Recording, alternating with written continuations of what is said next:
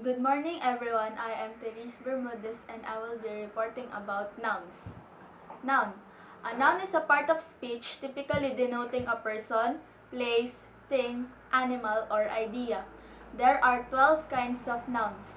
The 12 kinds of nouns are common nouns, proper nouns, collective nouns, concrete nouns, abstract nouns, compound nouns, count nouns, mass nouns, plural nouns, singular nouns, gender of nouns, and possessive nouns.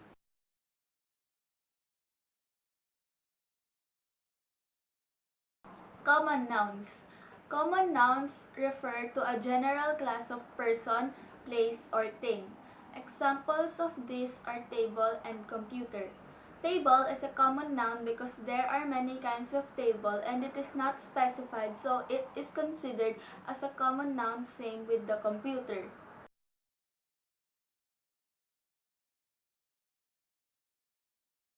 Proper nouns.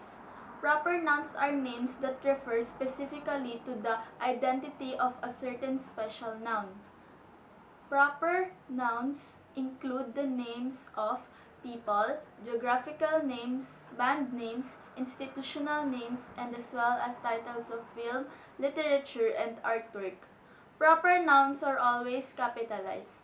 Some examples of proper nouns are Mr. Sanchez, Tagaytay, Adidas, Bank of the Philippine Islands, Battle Royale, Noli Me Tangere, and Mona Lisa.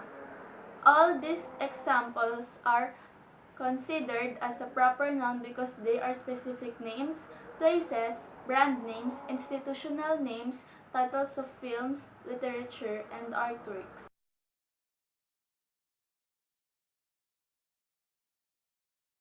Collective nouns. A collective noun refers to a group or collection of nouns with one word. Example of these are flock of tourists, pack of wolves, crowd of spectators, school of fish, class of students, army of soldiers, choir of singers, crew of sailors, and many more.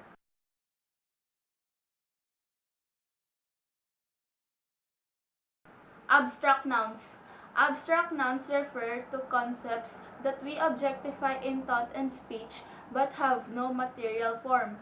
These nouns are unique for we may treat them as objects in a sentence, yet they do not exist in the physical realm.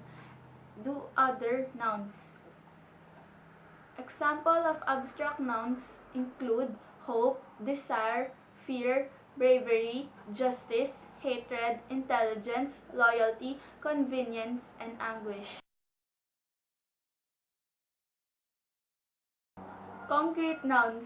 Nouns can be identified as concrete nouns if you can see them, hear them, touch them, taste them, and if you can smell them. Example of these are student, firefighter, dog, pencil, and computer.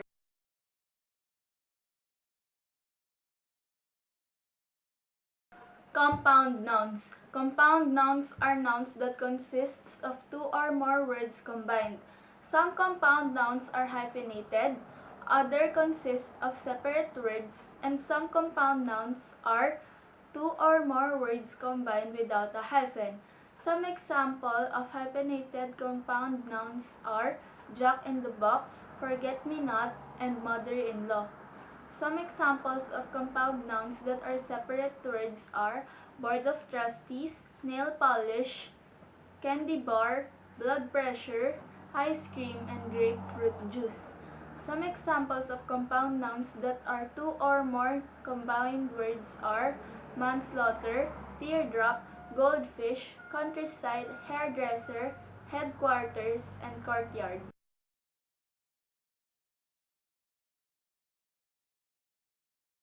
Count nouns. Count nouns are nouns that may be counted in numbers. To express plurality, we may add an s to the end of the word, but in some cases we must add es. Count nouns that we only add s to the end are cell phones, bags, chairs, chargers, and dressers. Examples of count nouns that we add es to express plurality are bushes, pitches, wishes, classes, dishes, and dresses.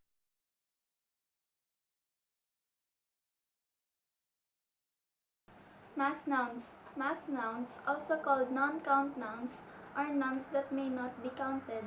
This noun may be quantified by certain constants, but we may not number them in the standard plural fashion. Some examples are jar of milk, rays of sunlight, bottles of water, pinch of salt, bucket of sand, and sack of flour.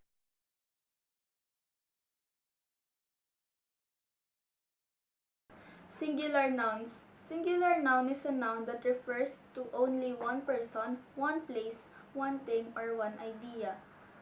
Some examples of singular nouns are book, mouse, sheep, firefighter, glass, tooth, knife, and baby.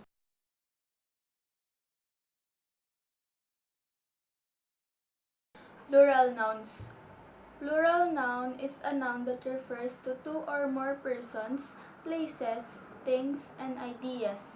Plural nouns can be formed by, first, adding s at the end of the word.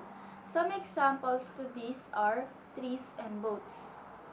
Second, by adding es to words ending in x, s, ss, sh, ch, and z. Some examples to these are foxes, circuses, branches, and stitches.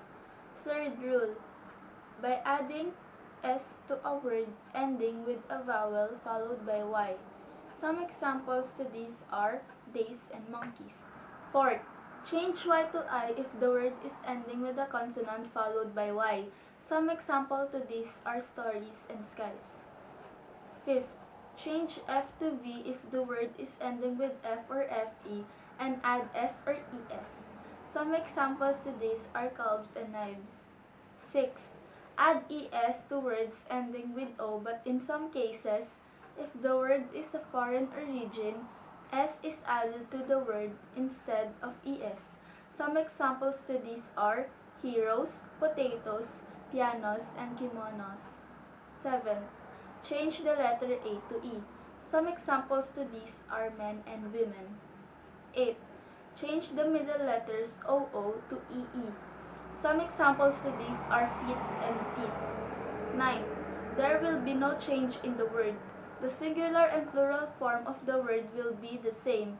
Some examples to these are sheep and deer. 10. Change the middle letters OUS to IC. Some examples of these are lice and mice. 11. Add an extra syllable REN or EN. Some examples to these are children and oxen.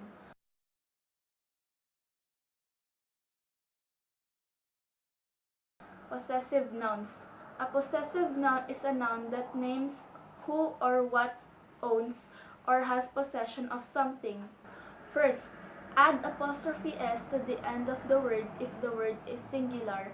Some examples to these are the sheep's sails, the cat's fur, and the iPod's case. Second, add an apostrophe if the word is ending with s and is plural. Some examples to these are the swan's long neck and the soldier's uniform. Third, add apostrophe s to the word if it is plural but not ending with s. Some examples to these are the men's work tool and the oxen's tails. Fourth, add apostrophe s to a proper noun ending with s, x, and z if it is singular. But if it is plural, add an apostrophe to the end of the word. Fifth, add apostrophe s to acronyms or dates.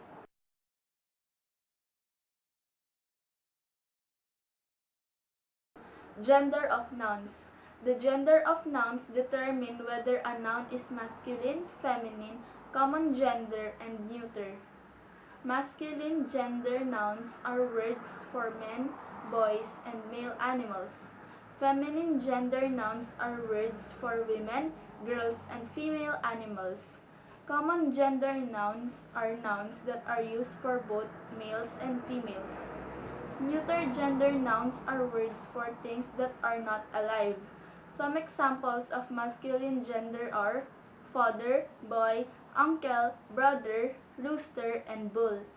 Some examples of the feminine gender are mother, girl, aunt, sister, hen, and cow. Some examples of the common gender are teacher, cousin, neighbor, cat, and judge. Some examples of the neuter gender are pillow, pencil, table, bag, building, hat, and island. That's all for my report about nouns. Thank you everyone for listening.